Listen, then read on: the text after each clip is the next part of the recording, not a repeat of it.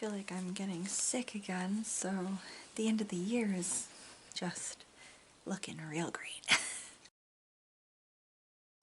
Hey folks, my name is Jen, and I am back again with another video, this time with my somewhat extremely hopeful TBR for January. So we're looking at the first month of 2023, what we're thinking we're gonna be into over here. I am planning on continuing on with something that I started doing this year, which was trying to get through each month at least a classic, which are books that I typically tend to really like, but just tend to also intimidate me. So trying every month to go through a classic, and trying every month to finally finish a book that I have previously left unfinished, that has been sitting on my nightstand of shame, or has been moved back onto my unread shelf in the hopes that someday, far in the future, I might actually pick it up and finish reading it instead of DNFing it. So, yeah. So, starting off for my hopeful books for the month of January, I'm actually going to combine those two things I normally do with a classic that I never finished reading. And that is Evelina by Fanny Burney. I started reading this past year in February for Feb Regency, which was a readathon that I think was just started by Bookish Princess and a couple other people. I apologize, I should know what your names are, and I don't. But yeah, so this was one of the books that I picked up for this. I was really enjoying it. But this year, honestly, has been like really weird for me sticking to my TBR or not, or even in fact feeling like I want to read sometimes, so I never actually finished reading it, despite the fact that I was enjoying it a lot.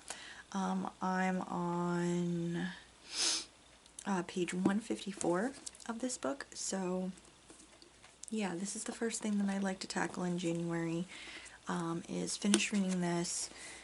Hoping that starting the year off with this classic will help ease me in to other classics that I really want to read.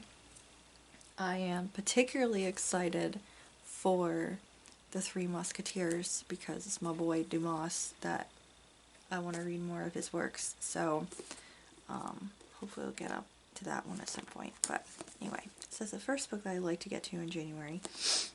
So the next book I want to pick up makes me think of winter, because it's kind of wintry setting. That is The Bear and the Nightingale by Catherine Arden. This is book one of a trilogy, and it is following Vasilisa. Yeah, Vasilisa. It's at the edge of the Russian wilderness, and Vasya, rather, loves the fairy tales that her old nurse tells them.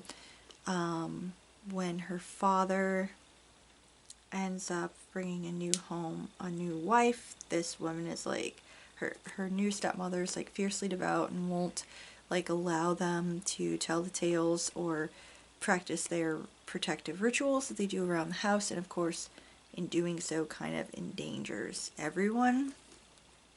And Vasya has to basically call upon dangerous gifts she has been concealing all along.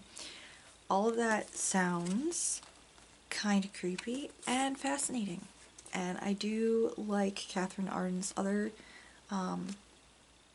series, the Small Spaces series, so I'm hoping that this will also be very enjoyable. Then, sticking with the fantasy theme, because oftentimes during the winter, that's when I want to read fantasy. I would like to pick up, first and foremost, Westmark by Lloyd Alexander.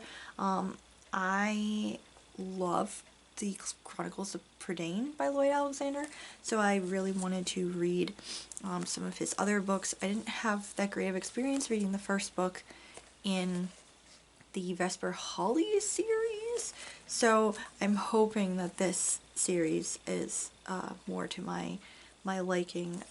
This is following Theo, who's like a printer's apprentice, and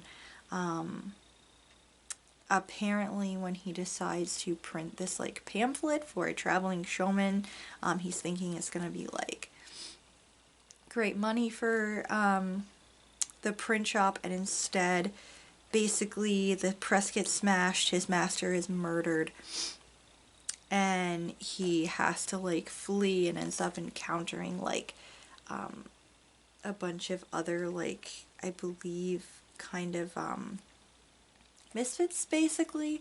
They're trying to figure out like how to save themselves and stuff, and I don't know, it just sounds like it is pretty interesting. I know this is the first book in also a trilogy. So as for other fantasies, I finally am going to crack open Red Queen by Victoria Aveyard. This is a book that I borrowed from my sister like a year or so ago, I want to say. So I had this long-term idea of a project in my head of finding out my loved one's favorite books and then reading them. That has failed miserably so far, because while I have managed to do that for a few people, I have DNF'd a couple of those books because I just cannot, and then a couple of the others I didn't actually enjoy. I did enjoy one of them, but the others I just couldn't. So I think I might be kind of abandoning that project, at least for the time being. I would like to come back to it at some point. I picked this up for that express purpose. Although I have spoken to my sister recently about her favorite books, and she says that this has changed and this is no longer one of her favorite books. But yeah, I would like to get through this anyway, because I know this was an incredibly like popular series on BookTube a few years ago. I'm not sure if this is going to be my cup of tea or not. I have read the first chapter and was kind of iffy on it, but I'm willing to give it a go, and we will see. This is about, hold on, the girl's name is Mare Barrow. Basically, there's people with red blood who are the serfs, I'm guessing, basically, and people with silver blood who are the elites, and they have supernatural abilities, making them nearly gods. She is a thief. She ends up discovering that she has magic despite the fact that her blood is red. So there's a lot of political intrigue involved and stuff like that. It sounds like, honestly, very similar to other synopses that I've heard of stuff. But you know what? We'll give it a go. Then, because I've been having a hard time pinning down exactly what I'm going to be interested in per month, I'm trying to give myself a variety just in case. Maybe fantasy isn't my cup of tea in January. So I'm trying out a couple of different things, one being some poetry. And what I'd like to crack into is Amanda Gorman's collection of poems called Call Us What We Carry. Amanda Gorman is, of course, the young lady who had a...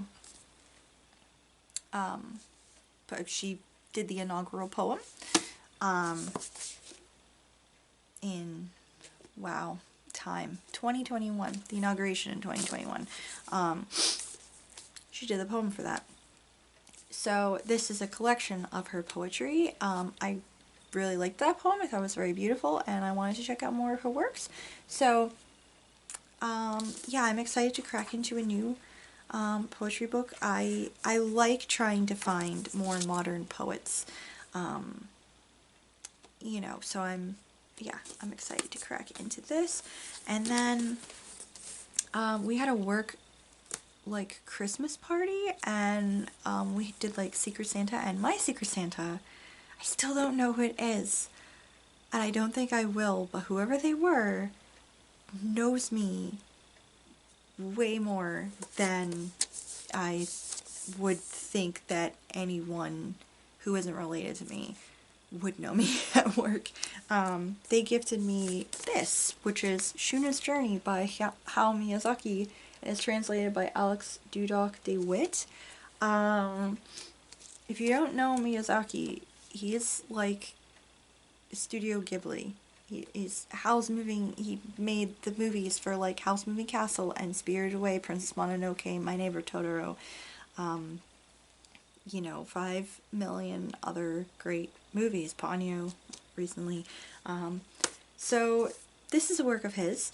I don't really know too much about this, except this is about Shuna, who is a prince. It says, he's the prince of a poor land. He watches in despair as his people work themselves to death, harvesting the little grain that grows there. And so when a traveler presents him with a sample of seeds from a mysterious western land, he sets out to find the source of the golden grain.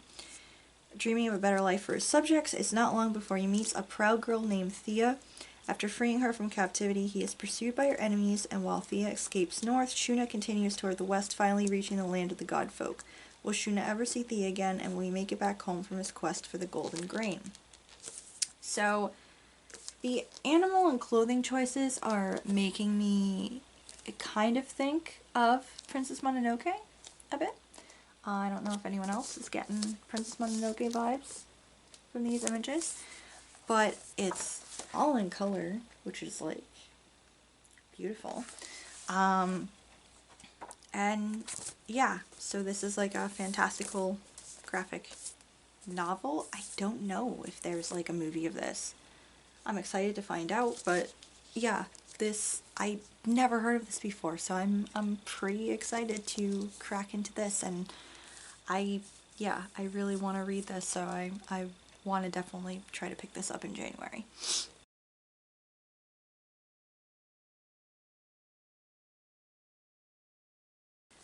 So yeah, that's it, folks. This is everything I am hoping to get to in January.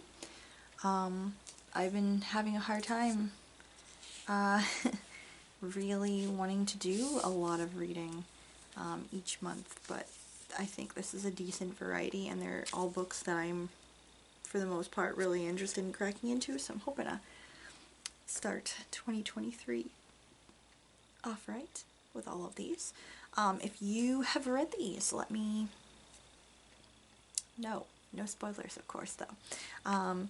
If you haven't read them and you're interested in finding out more about them, I guess, or my thoughts on them, well, hopefully I will get through all of them and then you can see my wrap-up later, but yeah, this is it for January. Thank you guys so much for watching. Thank you for always watching. Thank you for subscribing. If you are new here, thank you very much. If you've been around here, thank you for sticking around. If you would like to subscribe, please do so. And I will see you guys in... Wow, my hair's been weird this whole time. Oh boy.